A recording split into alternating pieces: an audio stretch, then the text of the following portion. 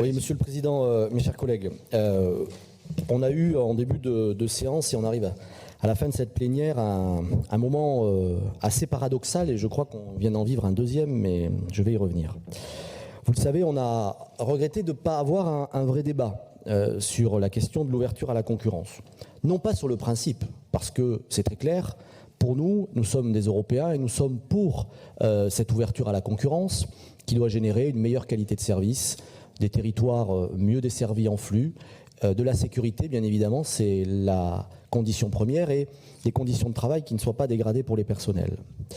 Et derrière cet objectif, pour nous, c'est très clair. C'est plus de trains, des prix moins chers, et c'est possible, puisque c'est arrivé déjà ailleurs, de la sécurité et des conditions de personnel garanties. Donc, nous pensons que ce débat, et nous voulons le débat, Monsieur le Président, parce que cela aboutit ensuite à des documents cadres. Je pense notamment à la région Bourgogne-Franche-Comté, mais toutes ont adopté un document cadre qui vient s'inscrire dans la réglementation européenne. Alors, évidemment, on va avoir quelques années pour le faire, je vais y revenir, mais il n'empêche qu'une communication distincte, un document, nous aurait sans doute permis de ne pas escamoter le débat.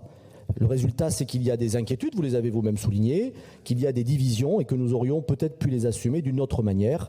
C'est en tout cas la conviction profonde que nous avons. Vous nous avez proposé un groupe de travail et nous vous remercions.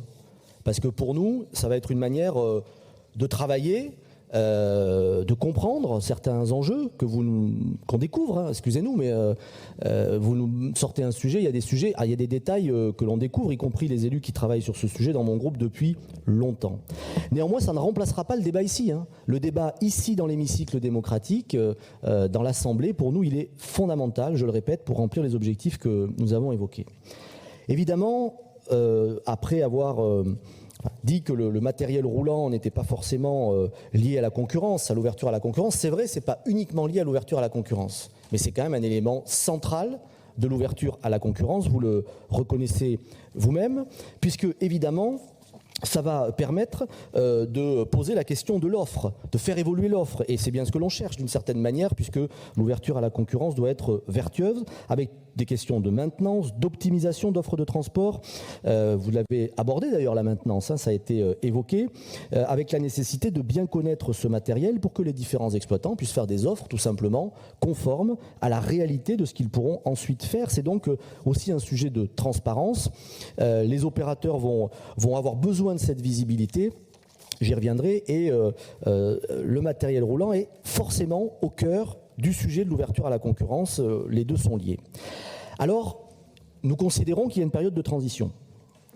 Il y a aujourd'hui du matériel roulant qui a été financé par l'argent public, qui existe, ce sont des biens de retour, vous l'avez dit, et donc vous considérez, à juste titre, pour une partie de ce matériel en tout cas, qu'il faut qu'il continue de vivre, continue d'être utilisé, et puisse remplir le service public à différents exploitants, mais ça reste un service public. Et de ce point de vue-là, nous le comprenons. Attention quand même, il y a dans les services urbains de transport en commun, Monsieur le Président, des biens qui appartiennent aux délégataires. Ça existe, il y a des biens de retour, il y a des biens propres. Donc dire ce type de bien est toujours la propriété, ça n'est pas le cas, on pourra regarder dans les détails si vous voulez. Et si la région, et vous avez raison, c'est pas normal, je trouve, comme vous, que la région paye sans avoir la gestion de ce patrimoine, c'est aussi le résultat d'un long monopole historique qui fait qu'on était dans cette situation, et précisément au moment où on veut que ça s'arrête, eh bien, on est obligé de changer. Et donc, nous considérons... Oui, d'accord, très bien.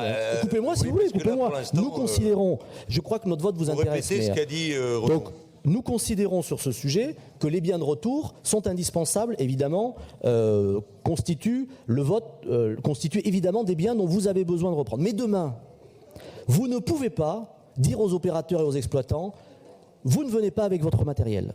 Et ça, on n'en est pas là. On n'en est pas là. Monsieur le Président. Je suis désolé. Non, mais vous êtes à 4 minutes et demie. Vous ne pouvez pas dire ça. Il faut que vous respectiez ce que tout le monde respecte. Je conclus. Et je vous dis que pour nous, la ligne rouge, et nous voterons cette délibération avec, pour nous, une ligne rouge, que le matériel roulant fait partie de l'offre d'exploitation. C'est indispensable à terme. Bon, on n'en est pas là.